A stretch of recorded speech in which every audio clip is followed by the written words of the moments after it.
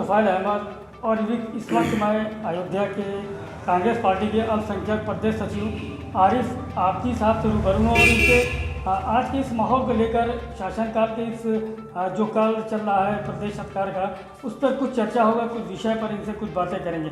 आरिफ जी, आपका न्यूज़ 77 में बहुत बहुत स्वागत है। धन्यवाद। आरिफ जी, सबसे पहली बात तो मैं ये जानना चाहूँगा, जिस तरह से प्रदेश में इस वक्त कार्यकाल चल रहा है और प्रदेश सरकार कोरोना महामारी को लेकर कहीं रोकथाम भी नहीं कर पा रही है, लगातार केसेस बढ़ते जा रहे हैं, इसके लिए पहला सवाल मैं ये चाहूँगा, इसके लिए आप क्या कहना चाहेंगे? देखिए, उत्तर प्रदेश सरकार जब आई थी तब उसका वादा था कि हम रोज़गार देंगे, आपको अपराध मुक्त देंगे। माननीय मुख्यमंत्री जी ने कहा था कि अपराधी या तो प्रदेश के बाहर होगा या जेल में होगा। आज आपके सामने है कि रोज़ 2 हत्याएं, 4 हत्याएं, लूटपाट, डकैती, छिनौती, रेप, सारी घटनाएं आपको गांव से लेकर शहर तक मिल रही हैं। अपराधियों को पूरी तरह शरण मिली हुई है। अनेक जगहों पर ऐसा हो रहा है कि सत्ता दल के इशारे पर अपराध हो रहे हैं, जिसको देखने के लिए कांग्रेस पार्टी के प्रदेश अध्यक्ष जयकुमार लल्लू जी लगातार लोगों की भ्रमण कर रहे हैं। अगर भाजपा सरकार घबराई है किसी से तो वो कांग्रेस से घबराई हुई है। प्रदेश में मुख्य भूमिका विपक्ष की अगर कोई निभा रहा है तो वो माननीय प्रियंका गांधी जी के निर्देश पर प्रदेश अध्यक्ष जयकुमार लल्लू जी और अल्पसंख्यक विभाग के प्रदेश अध्यक्ष शहनवाज आलम जी निभा रहे हैं। इसीलिए कहीं भी जाते हैं लल्लू जी, फ़ौरन उनको गिरफ्तार कर लिया जाता है, उनको मिलने नहीं दिया जाता है। बताइए, ऐसी कौन सी घबराहट है कि अगर पीड़ित के परिवार से जाकर के कांग्रेस प्रदेश अध्यक्ष मुलाकात कर लेंगे तो ऐसा क्या हो जाएगा? उनका दुख की दर्द तो बांटने जा रहे हैं, उनको सहमति देने जा रहे हैं, उनके साथ हुए अन्याय के खिलाफ एक अपनी आवाज़ ही तो बुलंद कर रहे हैं।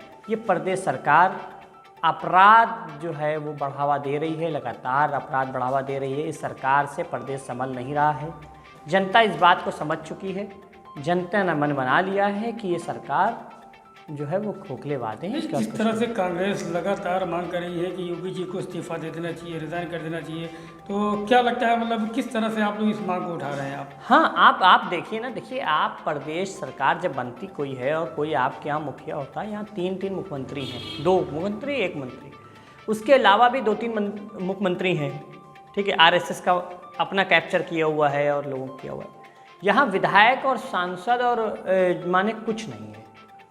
अक्सर ऑडियो आपने सुने होंगे, सोशल मीडिया पे आए हैं कि जो है वो विधायक कह रहे हैं कि अपने संगठन के लोगों से कि मेरी बात सुनिए। मन की बात सुनने पे प्रेशर हो रहा है तो कहा जा रहा है मन की नहीं भैया, जनता की मन की बात भी सुन लीजिए। जनता ने क्या मन बना लिया है वो आपको आजकल सोशल मीडिया पे जब ये बात कोई करते हैं तो डिसलाइक और लाइक से ही आपको समझ में आ जा रहा होगा, ठीक है। इनको क्या करना है कि अब प्रदेश को ना इनको कोरोना से बचा पाना है, ना इनको जो है वो रोज़गार से मतलब है, इनको जनता के हित की कोई भी बात से मतलब नहीं है, क्योंकि इनसे प्रदेश संभल नहीं रहा है। ये समझ ही नहीं पा रहे हैं कि हमें करना क्या है। ये जनता के मन की बात, आवाज़, इसको सुनना ही नहीं चाहते।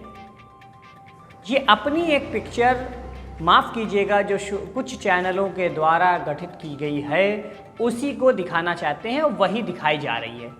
जब 500-700 कोरोना पेशेंट बढ़ रहे थे तब तो चैनल जो है वो रोज़ बुलेटिन करता था, स्वास्थ्य विभाग आकर के प्रेस कॉन्फ्रेंस करता था।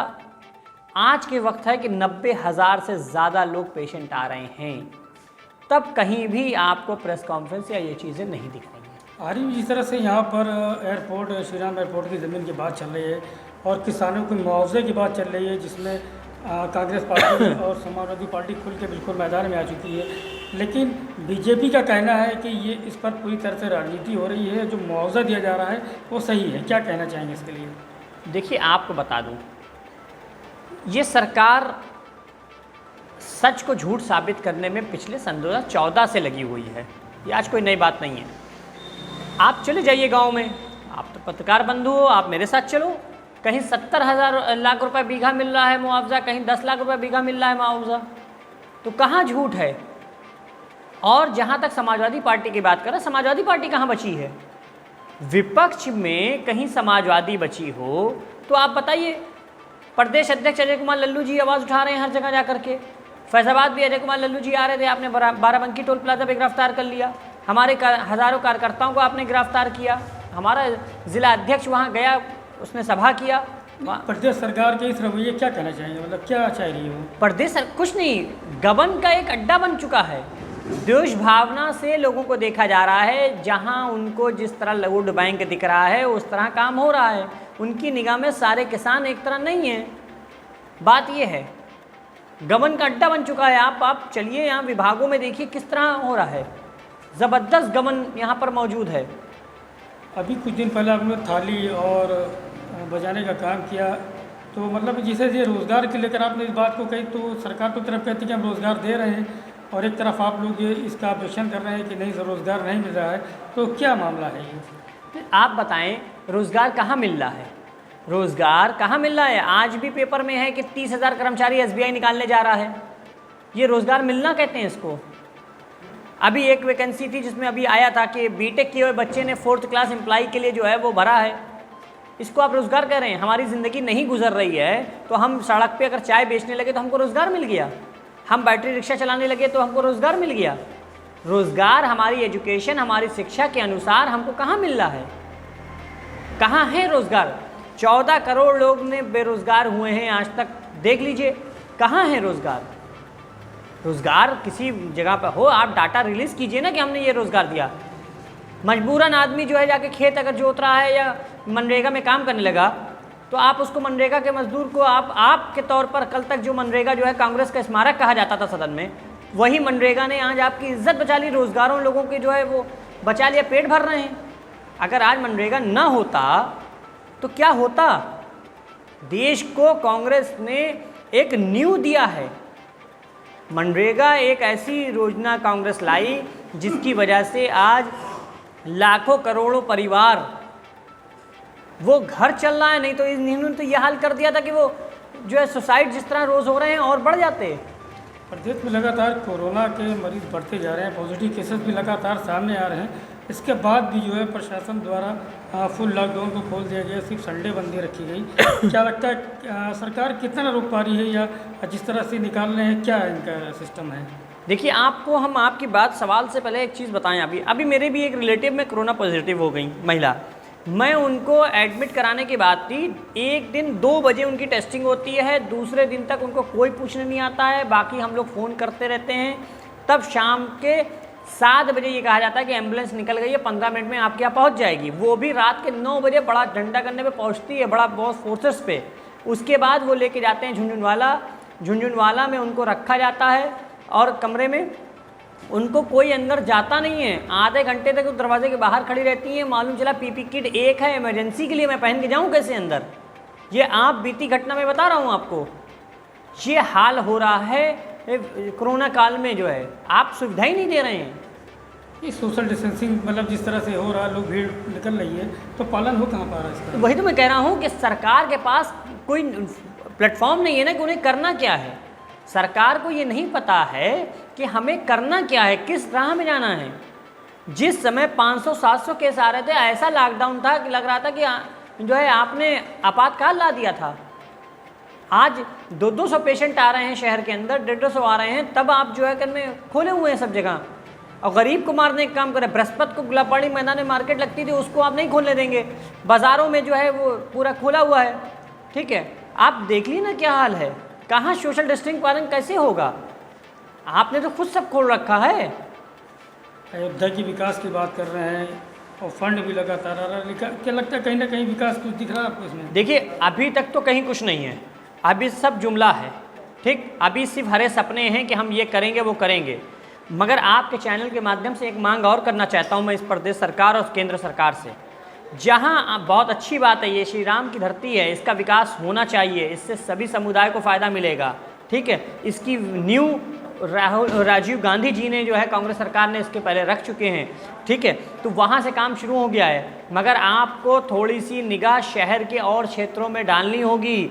फैज़ाबाद में स्थित छोटा गुलाबबाड़ी छोटा ताजमहल के नाम से है, मकबरा है, तीनदरा है, ये शानें हैं आपके शहर की, इनको भी आपको सुंदरीकरण की तरफ लाना होगा, इनके ऊपर भी ध्यान देना होगा, इनके अंदर हो रहे अपराधों को कसना होगा। देखिए, आप इस बात को मानना पड़ेगा कि इस सरकार को अपराध से कोई लेना देना नहीं है। जिस समय ये आई थी सरकार, इसने वक्फ बोर्ड को कहा था, शिया सुन्नी वक्फ बोर्ड ने कहा था कि वह बहुत अपराध है, फलाना है, हम सीबीआई जांच कराएंगे, हम ये करेंगे। इनके मंत्री मोहसिन रज़ा लगातार बयान दे रहे थे, मगर कुछ भी, जैसे ही शिया वक्फ बोर्ड चेयरमैन नसीम रिजवी उनके गोद में जाके बैठ गया, उनकी ऐसी बोलने लगा, उसके बाद से जैसे लग रहा है कि वो अपराध ख़त्म हो गया। आज वक्फ बोर्ड का हमारे पास चेयरमैन नहीं है, हमारे वक्फ बोर्ड क्या कर रहा है, वक्फ की संपत्ति औने पौने दामों पर बेची जा रही हैं, ठीक है, कब्जे हो रहे हैं, मगर वक्फ बोर्ड या भाजपा सरकार इसको कुछ नहीं देख रही है, वो तो तबाह करने में, लूट के खाने पे बैठी हुई है।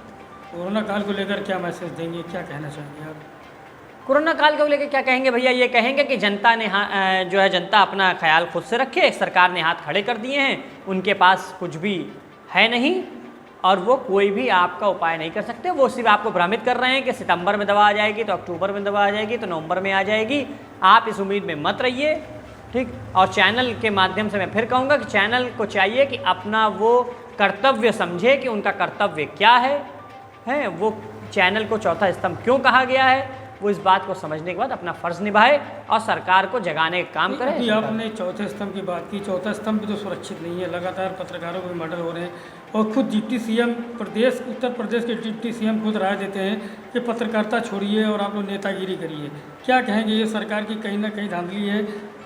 अच्छा, आप बताएं, आज से पहले कभी पत्रकारों के साथ इस तरह के व्यवहार हुए? नहीं हुए। पत्रकार की एक गरिमा होती थी, मगर ऐसी क्या दिन आ गया कि डिप्टी सीएम आपको कह रहा है कि पत्रकारिता छोड़ करके, प्रेस कॉन्फ्रेंस में कह रहे हैं कि पत्रकारिता छोड़ करके आप जो है वो आइए नेतागिरी कीजिए, हत्याएं हो रही हैं, सब कुछ। क्यों ऐसा दिन आ गया? वजह उसकी ये है कि पत्रकारों ने मूलभूत जो चीज़ें थीं अपनी छोड़ करके जब चाटुकारिता की रिपोर्टिंग करना शुरू कर दिया, तो सरकार को ये लग गया कि ये तो हमारे पिट्ठू हैं, मैं जैसा कहूँगा वैसा ही करेंगे, तो मुझको फिर कोई बात कहने से इनसे परहेज़ नहीं है। इनसे क्या परहेज़ रह गया? इनसे कोई परहेज़ नहीं रह गया मुझको कहने से। ये वजह है। आप देख रहे होंगे सुशांत सिंह केस की इतना मीडिया हाइप दे रहा है। उनसे पूछो जस्टिस लोया क्यों नहीं हुआ, उनसे पूछो इससे पहले पत्रकार कई मारी गई क्यों नहीं हुआ हैं, इससे पहले बहुत से ऐसे लोग मारे गए, इतनी हाइप और इतनी कुछ क्यों नहीं दिया गया? क्या वजह है इतना? सुशांत सिंह कौन सा ऐसा मामला इतना बड़ा? बिल्कुल होनी चाहिए जांच, मगर जितना फोकस चैनल दे रहा है, क्या वो रोज़गार पे इतना फोकस दे रहा है? क्या वो कोरोना काल पे इतना फोकस दे रहा है?